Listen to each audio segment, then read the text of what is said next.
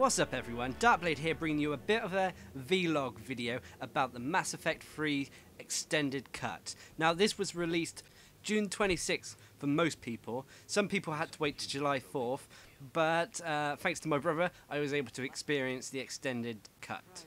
Now the extended cut elaborates on the original endings, put it that way. It adds more content and more context to these endings. It makes them more, well, fulfilling in some ways. Anyway, each ending and the choices you've made leading up to the ending will now contain either slideshows or cutscenes showing you what has happened thanks to your choices. The extended cut also contains numerous opportunities to explain the ending a little bit better. For example, the Star Child, the Star Godchild, or whatever you want to call him. There are now extended dialogue scenes with him, trying to explain his presence and even give hints of who created him.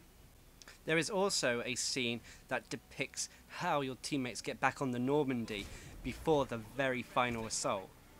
I'm going to try to keep this vlog as spoiler free as I can, but I might let slip a few hints at what's going to happen and so on and so forth.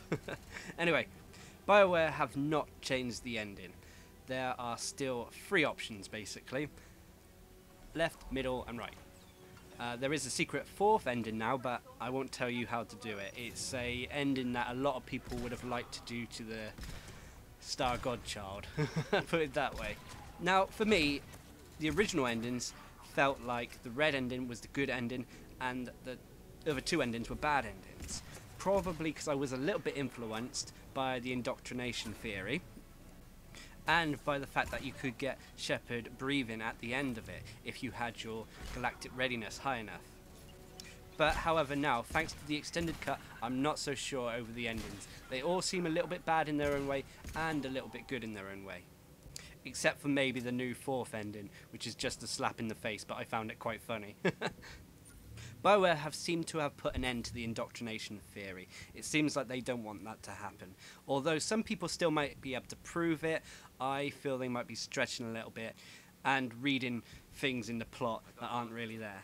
To be honest though, the indoctrination theory wasn't that bad theory, and it was actually really intelligent, so it's a shame that BioWare haven't used it in some way, but there we go.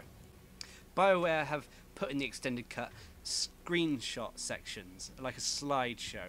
Basically, these slideshows will show consequences of some of your actions. For example, spoiler alert, if you killed the genophage, you will see a Krogan with a Krogan baby.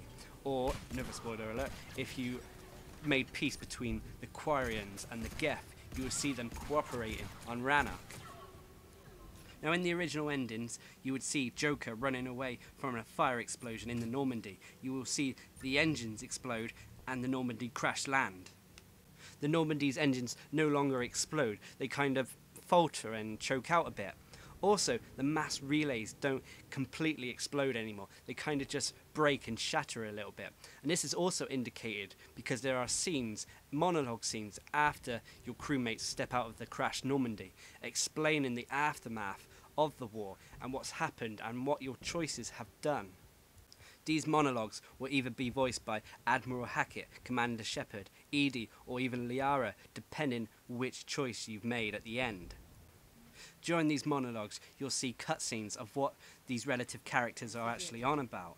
This is a great addition to the extended cut, I feel. It's probably the best bit of the extended cut. It shows consequences for the choice you made, which I feel was really needed and what was lacking in the old endings.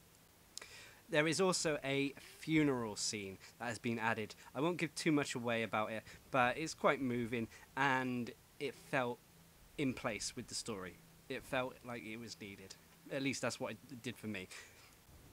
Anyway, BioWare have lost the trust of a lot of fans thanks to the original ending, and I still don't feel that the extended cut is going to be enough to bring them back or make people trust them, especially the people who have lost the trust.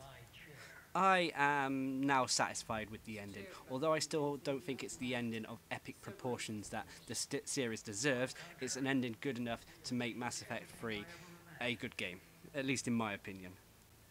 Originally my favourite ending was the red one, but now thanks to the extended cut, my new favourite ending is the blue one. I'd love to hear what your favourite ending is.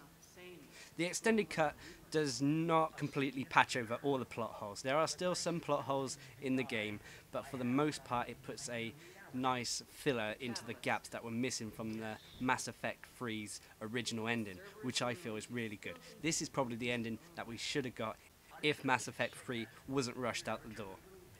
Now, whether you liked or hated the new ending as well as the old endings, I still feel not everyone will be satisfied with this, although I hope that people will agree with me that BioWare should be commended for listening to fans and trying to make amends.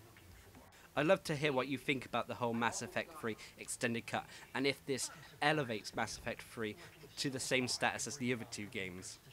Anyway, on a quick side note, some clever chap on the BioWare social network have found out there's some dialogue code in this DLC that hints at the next DLC, something that mentions Leviathan. I'll leave a link down in the description below telling you about it.